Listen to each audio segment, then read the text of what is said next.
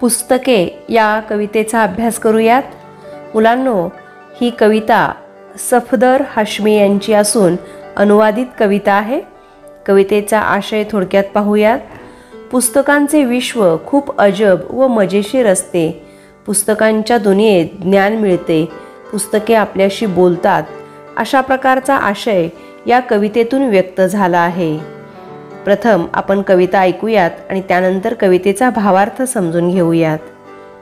पुस्तकं सांगतात गोष्टी युगायुगांच्या, माणसांच्या जगाच्या, वर्तमानाच्या, भूतकाळाच्या, एकेका क्षणाच्या, जिंकल्याच्या, हरल्याच्या, प्रेमाच्या, कटुतेच्या. तुम्ही नाही का ऐकणार गोष्टी पुस्तकांच्या? पुस्तके काही करू इच्छितात, तुमच्याजवळ राहू इच्छितात. पुस्तकात पाखरं चिवचिवतात, पुस्तकात आखरं सळसळतात, पुस्तकात निर्झर गुणगुणतात, पुस्तकं परीकथा ऐकवतात. पुस्तकात रॉकेटचे तंत्र आहे, पुस्तकात विज्ञानाचा मंत्र आहे. पुस्तकांची दुनिया न्यारी आहे, ज्ञानाची उत्तुंग भरारी आहे. तुम्हाला नाही का जायचं पुस्तकांच्या विश्वात? पुस्तकं काही सांगू इच्छितात, तुमच्याजवळ राहू इच्छितात. मुलांनो, कवितेचा भावार्थ पाहूयात. पुस्तकं सांगतात गोष्टी युगायुगांच्या, माणसांच्या जगाच्या, वर्तमानाच्या, भूतकाळाच्या, एकेका क्षणाच्या, जिंकल्याच्या, हरल्याच्या, प्रेमाच्या, कटुतेच्या. तुम्ही नाही का ऐकणार गोष्टी पुस्तकांच्या? युगायुगांच्या म्हणजे खूप जुन्या काळापासूनच्या. कटुता म्हणजे कडवटपणा, वैषम्य. मुलांनो, आपल्याला पुस्तकं विविध प्रकारच्या गोष्टी सांगतात. इथं कवी आपल्याला पुस्तकांचं महत्त्व सांगत आहेत. कवी म्हणतात, पुस्तके आपल्याला फार जुन्या काळातल्या गोष्टी सांगतात. पुस्तके आपल्याला माणसांच्या, साऱ्या जगाच्या, वर्तमान काळातल्या, भूतकाळातल्या म्हणजेच घडत असलेल्या, घडून गेलेल्या, घडणाऱ्या अशा एकेका क्षणाच्या गोष्टी सांगत असतात. जिंकल्याच्या आणि हरल्याच्या म्हणजे इतिहासाविषयी माहिती सांगत असतात. कोणी जिंकलं, कोणी हरलं यांच्या कथा सांगत असतात. तर कधी प्रेमाच्या गोष्टी सांगत असतात, कधी द्वेषाच्या गोष्टी सांगत असतात. मुलांनो, आणि शेवटी कडव्याच्या शेवटी कवी प्रश्न विचारतायत, मुलांनो, तुम्ही या गोष्टी ऐकणार नाही का? ऐकाच. थोडक्यात कवी इथे म्हणत आहेत, मुलांनो, तुम्ही वाचा, भरपूर वाचा, म्हणजे तुम्हाला या सगळ्यांविषयी माहिती मिळेल. तुम्हाला इतिहास कळेल, वर्तमान काळ कळेल, भूतकाळाची माहिती मिळेल, भविष्यकाळ तुमचा उज्ज्वल करता येईल, प्रेमाच्या, द्वेषाच्या गोष्टी कळतील.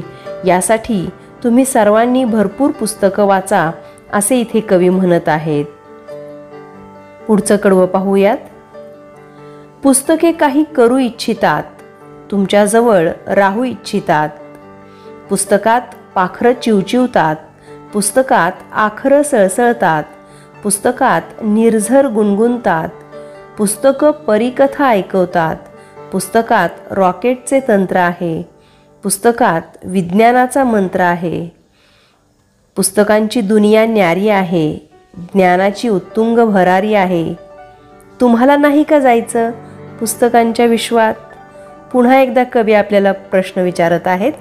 आपण या कडव्यातील शब्दांचा अर्थ आधी पाहूयात. आखरं म्हणजे अक्षर, निर्झर म्हणजे झरा, गुणगुणतात म्हणजे गाणे ओठातल्या ओठात म्हणतात, तंत्र म्हणजे टेक्नॉलॉजी, न्यारी म्हणजे निराळी, वेगळी, उत्तुंग म्हणजे खूप उंच, भरारी म्हणजे झेप, उड्डाण, आणि इच्छितात म्हणजे इच्छा करतात.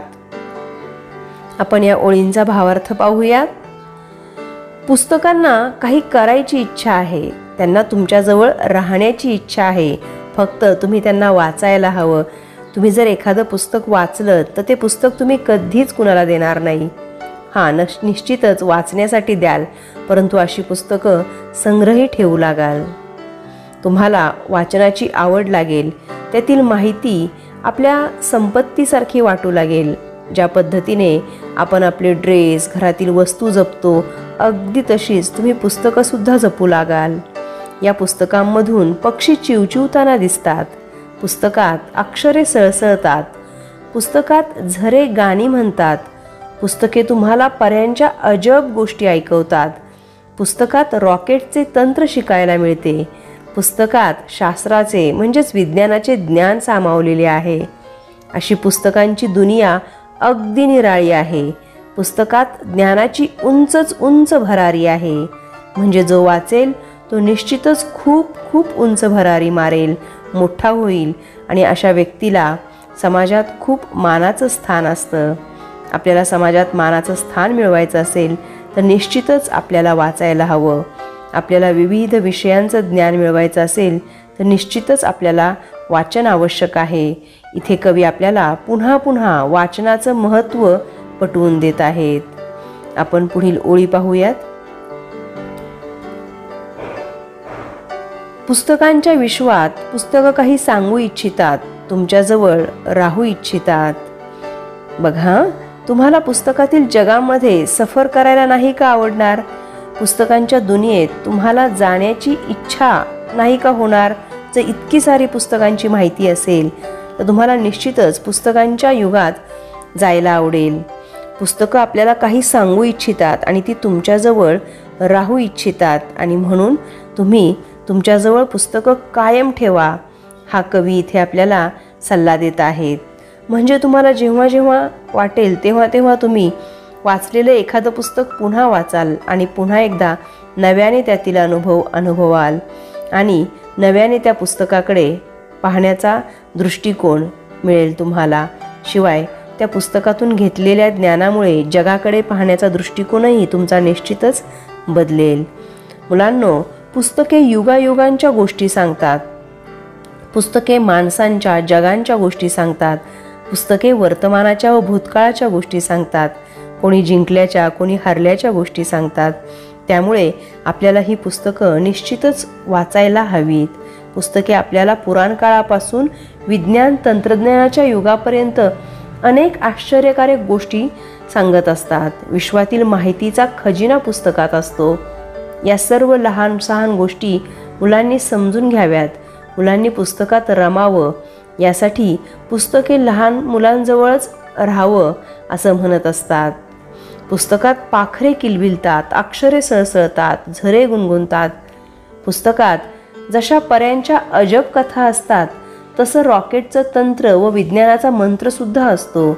पुस्तकांची दुनिया खूप खूप निराळी आहे. त्यात ज्ञानाची उंच भरारी आहे आणि म्हणून प्रत्येकाने पुस्तकाच्या विश्वात जायला हवं असं इथे आपल्याला कवी म्हणत आहेत. मुलांनो, पुस्तके म्हणजे माहितीचा खजिना. पुस्तके नवनवीन गोष्टींची माहिती देतात, आपले ज्ञान वाढवतात, नवीन शब्दांची ओळख करून देतात. पुस्तके आपणास विचार करायला लावतात, आपल्या विचारांना दिशा देतात.